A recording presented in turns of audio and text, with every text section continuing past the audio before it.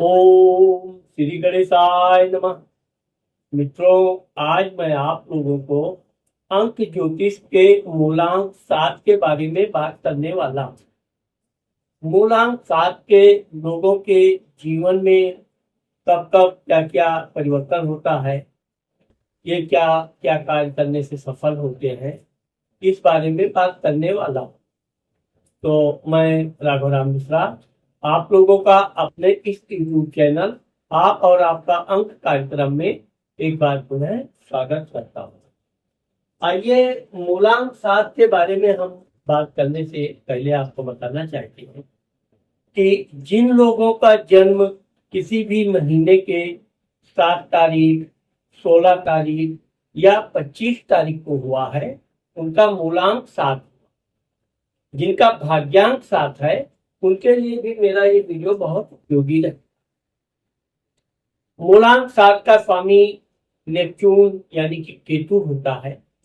केतु के बारे में कहा जाता है कि केतु, वैसे तो केतु को सिर नहीं होता है, सिर होता है, लेकिन केतु के बारे में ये प्रचलन है कि ये ग्रह बहुत ही जिद्दी स्वभाव का होता है और जिस कार्य में ये ठान लेता है वो कार्य ये करके ही रहता है। कभी कभी लोग थोड़ा कंफ्यूज हो जाते हैं कि अरे 7 मूलांक है तो इनको भविष्य के बारे में उतनी जानकारी नहीं होती है। 7 नंबर वाले तुरंत निर्णय लेने वाले हो, इनका निर्णय इतना सफल होता है कि ये जो भी अनुमान लगा के अपना निर्णय लेते हैं, ये उसमें पूर्ण सफल होते हैं। दूसरी चीज, मूलांक 7 के लोगों को इतना गूढ़ ज्ञान होता है कि जमीन के अंदर क्या है ये अगर अनुमान लगा के बता दे तो सच में वो चीज वही निकलती भी है।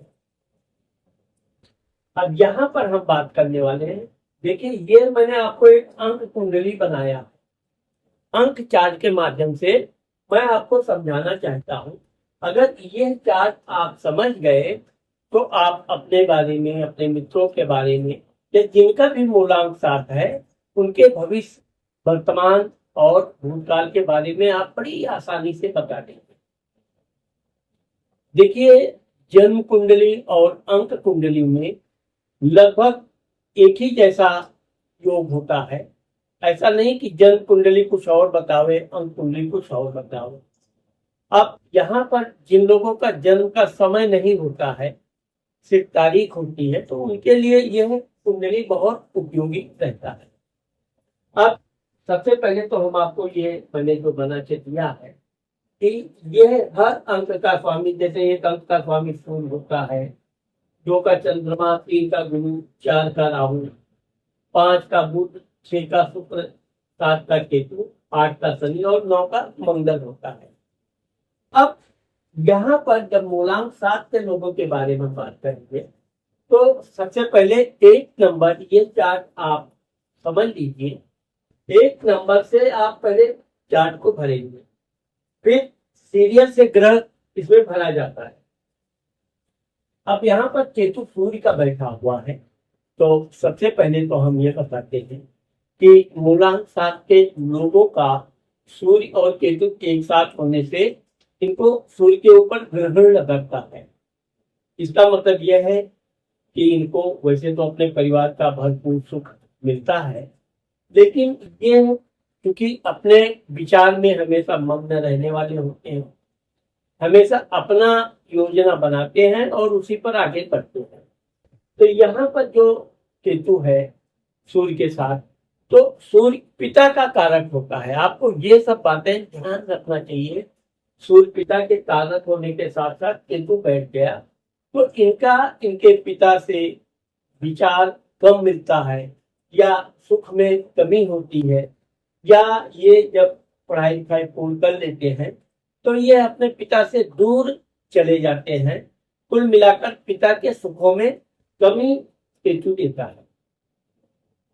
आप देखोगे कि मूलांक 7 वाले बड़े सरल विचार के होते हैं, शुद्ध विचार के होते हैं, स्पष्टवादी होते हैं, लेकिन इनको झूठ और फरेब से बड़ी चिढ़ हो। यही कारण है कि कोई कितना भी बड़ा हो, कितना भी शक्तिशाली हो, लेकिन मूलांक 7 वालों से वो अपना किसी भी तरह की कुटिलता करेगा तो मूलांक 7 वाले उसके साथ किसी भी तरह की दोस्ती सम्मान बिल्कुल नहीं देते हैं। अब यहाँ पर आप देखिए 2 नंबर का स्वामी चंद्रमा होता है। चंद्रमा के साथ शनि बैठा हुआ है। अब चूंकि मूलांक 7 वाले इनको यात्रा का बड़ा शौक होता है और जलीय यात्रा, ये जहां भी रहेंगे ज्यादातर वहां पर समुद्र होगा या कोई बहुत बड़ी महानदी होगी, कुछ ना कुछ जल तत्व से संबंधित इनका जीवन रहेगा। ये इंपोर्ट एक्सपोर्ट का व्यापार बिजनेस करते हैं तो उसमें बहुत सफल हो गया है। कोई भी दूर दराज के ये कार्य करते हैं तो इसमें इनको पूर्ण सफलता मिलती है।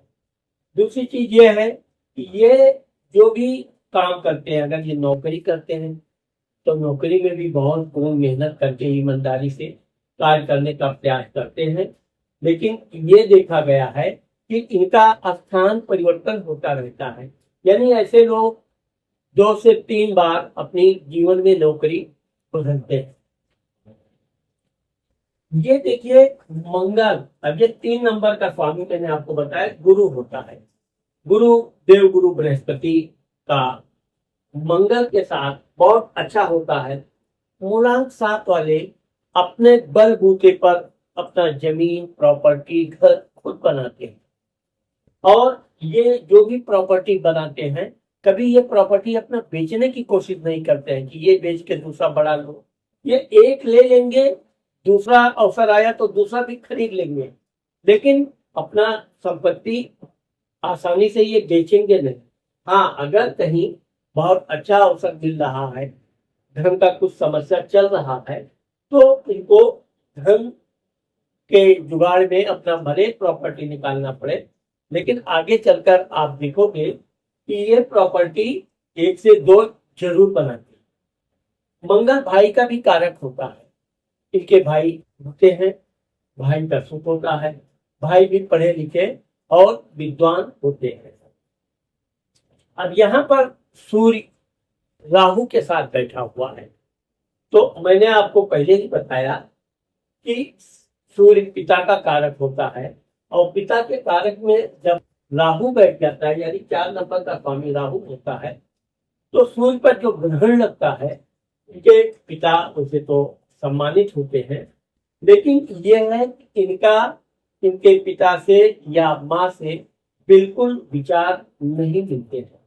दो में या माता या पिता, ये निश्चित तौर पे आप मानते चलिए कि पितृ सुख में इनको कमी होती ही है। अधिकारियों ये नौकरी भी जहां करेंगे, ये अधिकारियों की किसी भी तरह की चापलूसी मीठी बातें करना इनको बिल्कुल प्रिय नहीं होता है। ये काम से काम स्पष्टवादी और जो काम इनको करना है ये अपने काम से मतलब रखते हैं। अब आप यहाँ देखिए चंद्रमा बुध के घर पे बैठा है, 5 नंबर बुध का होता है। ये मूलांक 7 वाले हमेशा धन कमाने के लिए नए नए उपाय करते रहते हैं। अगर ये व्यापार करते हैं तो एक व्यापार कर रहे हैं, दूसरे व्यापार के बारे में ये सोच विचार करते रहेंगे। जहां भी जाएंगे इनकी यात्रा के दौरान भी ये अपनी व्यापारिक बुद्धि हमेशा उपयोग करते रहेंगे और अगर इनको कोई व्यापार पसंद आ गया तो ये तुरंत अवसर का लाभ उठाकर वो व्यापार करने से नहीं हिचकते। अब यहाँ पर देखिए गुरु का मतलब यह है कि इनको पढ़े लिखे होते हैं, धार्मिक होते हैं, इनका ज्यादातर लव मैरिज होता है और फिर तो इनके जीवन में होता ही होता है क्योंकि गुरु शुक्र के साथ बैठा है। इनको अपनी बहन का भी सुख प्राप्त होता है, बल्कि बहन का सुख ज्यादा इनको प्राप्त होता रहता है।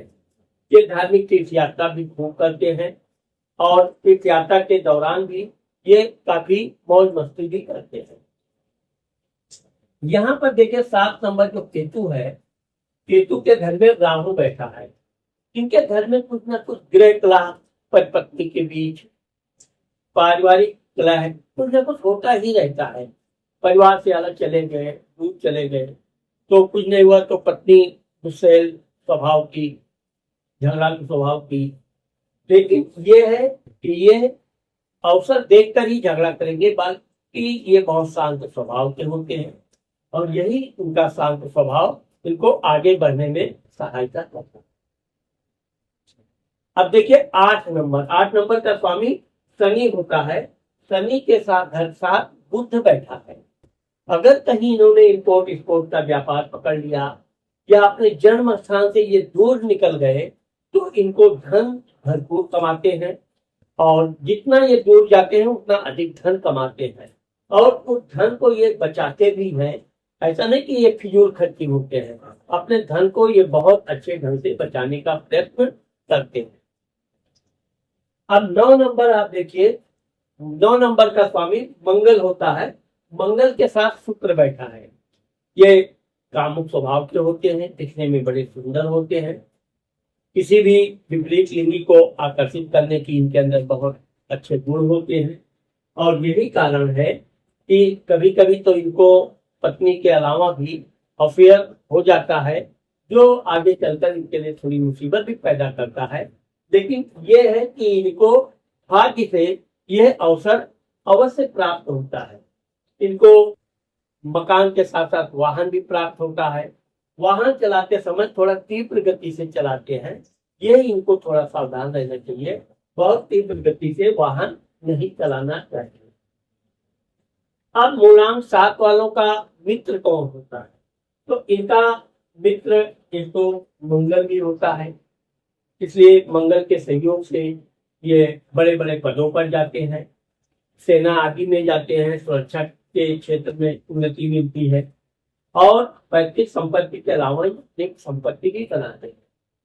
अब क्योंकि सूर्य इनका सब मित्र नहीं होता है, इसलिए अधिकारियों से, पिता से इनके विचार कम मिलते हैं। चंद्रमा, क्योंकि चंद्रमा को अंक ज्योतिष में कहा गया है कि 2 नंबर और 7 नंबर का प्रतिनिधित्व करता है, इसलिए चंद्रमा भी 7 नंबर का मित्र होता है और 7 नंबर और 2 नंबर अगर मिलकर कोई कार्य करते हैं तो बहुत सफल होते हैं। अब यहाँ पर देखिए 6 नंबर का स्वामी शुक्र होता है। 6 नंबर भी 7 नंबर से अच्छी मित्रता होती है। 8 नंबर के साथ भी इनके बड़े अच्छे मधुर संबंध होते हैं, लेकिन 9 नंबर से इनके बहुत मधुर संबंध नहीं होते क्योंकि 9 नंबर अग्नि तत्व है और ये जल तत्व होने से उनके विचार कम मिलते हैं। इस प्रकार से मूलांक 7 के लोगों को अपने जीवन में कोई भी नया कार्य और अगर ये जलीय कार्य जैसे कि जल से निकली हुई वस्तु, पानी से संबंधित कोई भी काम करते हैं तो इसमें अपार सफलता प्राप्त करते हैं। मूलांक 7 के लोगों को लहसुनिया यानी कि केतु का रत्न धारण करने से इनको बहुत लाभ मिलता है। तो मित्रों, आज मैंने आप लोगों को मूलांक 7 के लोगों के जीवन के बारे में जो बताया है, मुझे आशा है कि आप लोगों को मेरा ये वीडियो जरूर पसंद आएगा। अगर मेरा ये वीडियो आपको पसंद आता है और आपने मेरे चैनल को सब्सक्राइब नहीं किया तो अभी सब्सक्राइब करना, लाइक करना और अपने मित्रों को शेयर करना मत भूलिए। नमस्कार।